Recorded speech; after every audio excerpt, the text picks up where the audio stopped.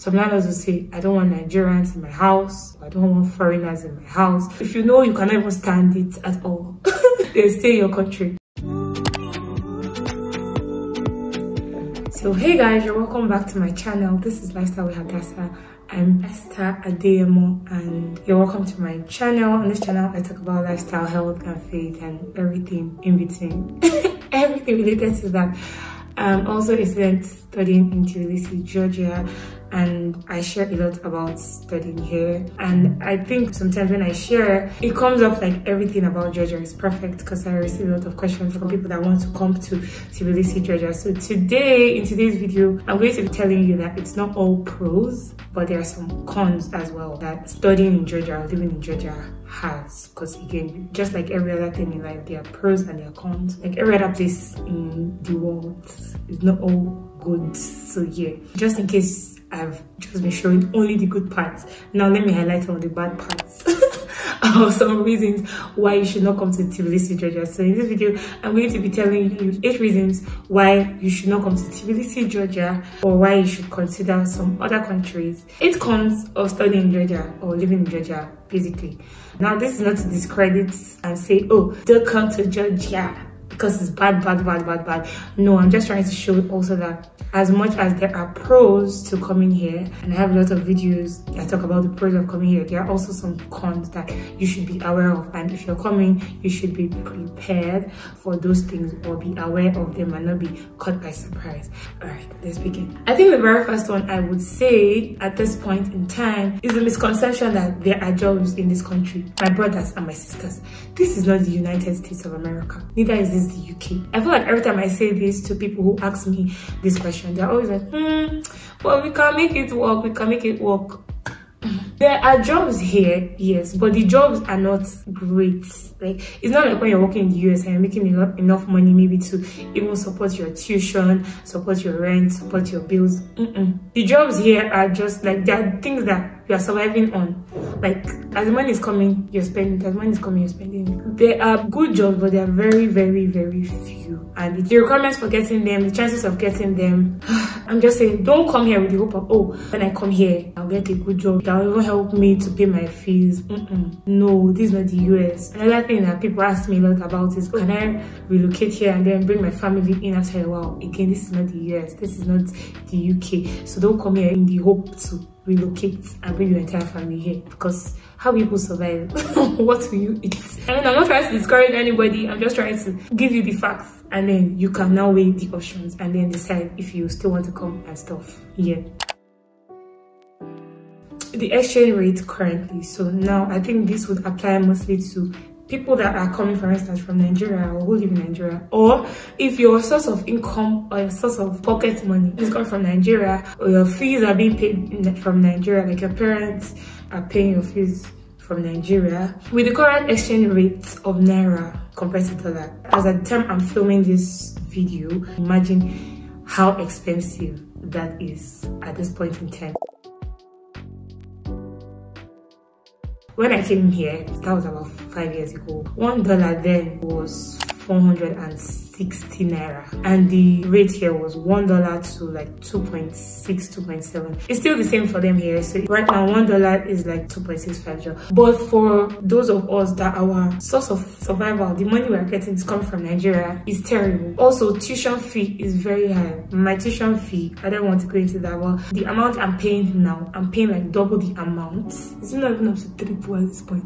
Like double the amount that I was paying initially when I came. So first thing to consider, especially if you're coming from Nigeria, the value of the Naira currently, like the rate of Naira is terrible at this point. So you want to think about it. Is this something that I can afford? Is this something that I can cope with at this point? Also remember that you're not just considering because of your fees, you're also considering the fact that you have to pay for your rent every month. And in fact, about rent and stuff, which is even the next point, the cost of living in Georgia currently is very high, and is not really because things have gone up per se. say. I think it's just the dollar that is the problem. Like, because of the value of the dollar now, it now makes every other thing more difficult or more expensive. And even things that were not so expensive, the fact that we're getting money from Nigeria, it's not very easy to afford those things anymore that we would normally be able to easily afford before, when the naira was of a better value. Do you get? I mean, before, when I came to Georgia initially, my dad would just send me 50k, and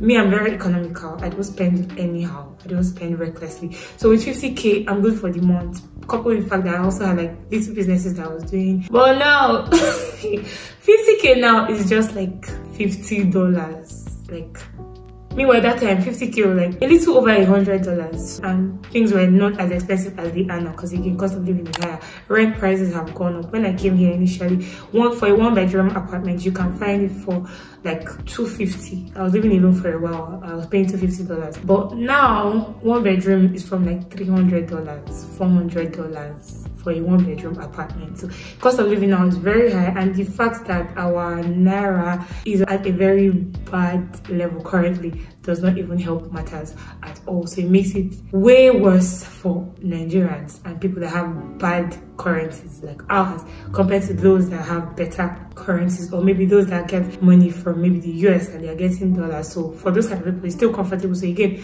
your source of income, where the money for your school fees is coming, where the money for your rent is coming, you also need to consider that you're paying for rent every month. So imagine having to pay $400 every month. Shall count the costs. Basically, that's what I'm saying.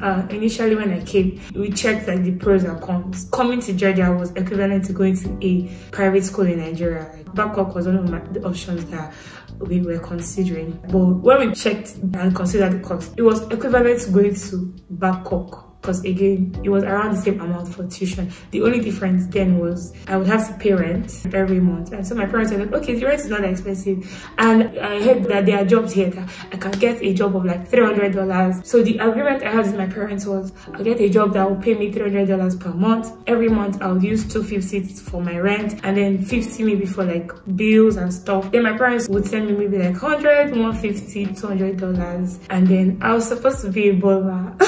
So the small money I would make it from my own business. That was the agreement. But apparently, as it turns out, there are no jobs here. So yeah, and that was like when naira was better. So imagine now when things are worse. So count the costs before you come. Basically, if you're after good life, greener pastures, it's not here. Just try and go to the US or the UK, some other European countries that can give you better job opportunities, maybe like Germany, or Canada. I think number 4, I already talked a bit about it, but consider the fact that you have to pay for rent every month. You have to pay your rent every month. So for instance, if you're coming from Nigeria, where we pay our rent every year, so like one time a year, and pay in bulk, it might be a stretch paying for your rent every month here and also paying for bills every month. So also put all of these things into consideration. Also the fact that rent prices are much more expensive currently than they were before. So in case anybody's giving you old information, rent prices have gone up. Also the fact that your landlord can just increase your rent after a while. So maybe after you sign a 1-year contract, after 1 year, your landlord can just increase your rent price. Now, is there a reason why I think you should not come? Not necessarily, but I just want you to be aware of the things that can happen while you're in Tbilisi, so you're not taken by surprise. Number 5, I would say the difficulty in getting visas to come here currently, the difficulty in getting Georgian visas. So especially if you're coming from like Nigeria or other countries where they do not have the Georgian embassy. For a lot of people, you would have to go to Ethiopia. That was actually how it was being done before. You would have to go to Ethiopia or South Africa, or there's one other country, I forgot, I'll write it on the screen, to get a visa. But currently, a lot of people have been denied visas, especially Nigerians. I've heard a lot of Nigerians complain about denial of visas. So currently, for some reasons, they were not giving Nigerians visas, and I don't know about other nationalities, but I've heard a lot about denial of visas. So now the process has changed. Now people have to use either a Schengen visa or a UK visa to come here, and using a UK visa would mean you would have to go to the UK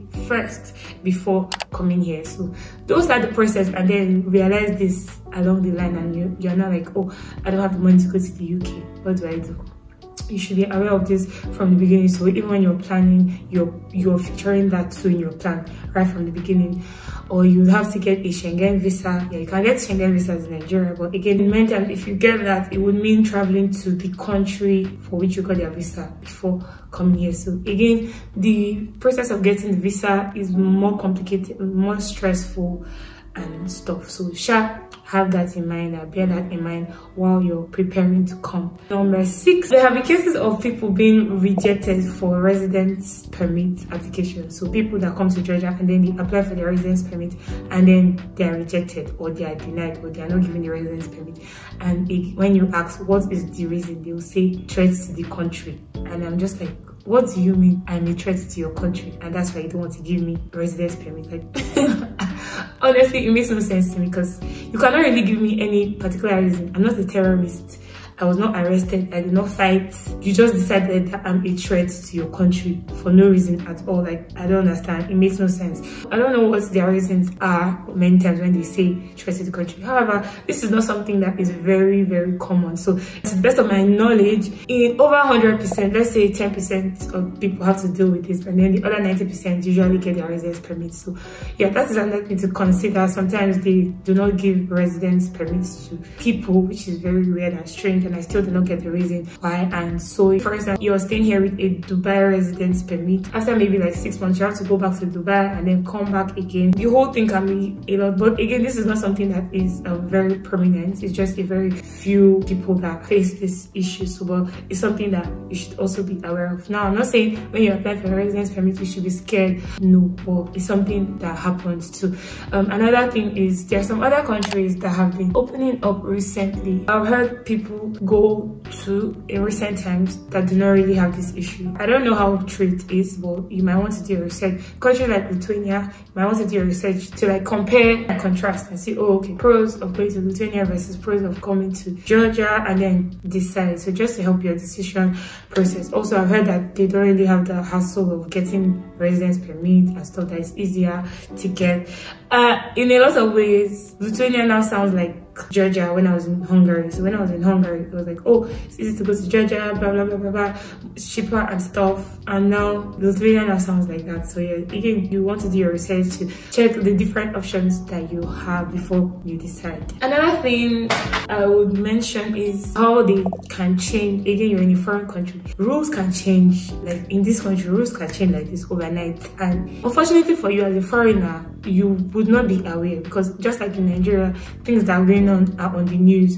You are not watching Georgian news, because to begin with, you don't understand the language like that to go and watch the news. So a lot of things are changed, and maybe they are on the news, but again, foreigners are not really taken into consideration when these changes are made. So we are not aware of these rules until maybe you fall into a situation where you are in trouble or something happens that is now affecting you negatively, and then you now suddenly realize that, oh, on the 10th of June this year, this rule was put in place and foreigners were not put into consideration, so we had no idea. So that is another thing that can be an issue in this country. The fact that many times new rules are just made overnight. Sometimes the rules are not even clear enough. Sometimes you're not even aware of them until maybe you have to travel, and then you're hearing, oh, you have to go and get this document from the justice house, or no, you have to make this payment, or no, your landlord has to come and sign this, or no, like, yeah, all of that. So if you want to avoid that, you can stay in your own country where you'll be hearing the news in your language, or in the language that you understand, and again, you're a citizen of the country, so you're carried along when things are changed.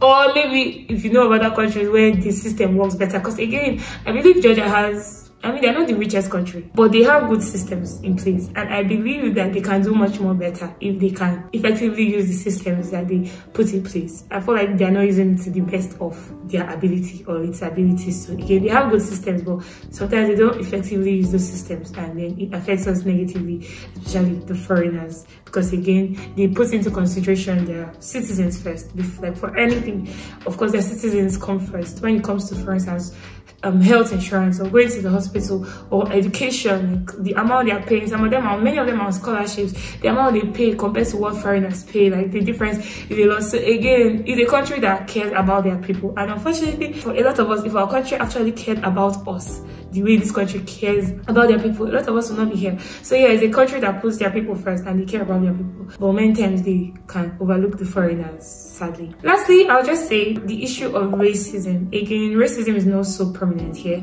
but just like I believe in any other country that you're in that is not your country, there will be traces of racism that you would notice from time to time. Sometimes the way somebody would speak to you, or the way some people would react to you, the way somebody would react to you at a store, or the way a driver would treat you, those kind of things are bound to happen. And I believe it's everywhere. Like, as far as you're not in your motherland, yeah, you're bound to face those things from time to time. Good enough is not so prominent here, so there are just very little traces of it. But if you know you cannot even stand it at all, stay in your country. Is that a reason why I think you should not come? Not really. I mean, personally, I don't think it's that bad to not say, oh, because of this I'm not going to come. But again, I don't want you to be taken unawares when you arrive and then you start to experience some of these things. Even down to, for instance, renting an apartment. Some landlords will say, I don't want Nigerians in my house, I don't want foreigners in my house, those kind of things. Yeah, so there are things that you should be aware of so you'll not be taken by surprise when you come. So one more point I'll just make for the medical students is the inability to study using cadavers. So here they use mannequins to teach, so when they're teaching about the different parts of the body, to see the heart, the veins, all those kind of things, you don't actually use actual bodies, like actual dead bodies, because in Georgia they're very protective of their bodies. Basically, families do not give out their deceased people for all these kind of experiments and stuff.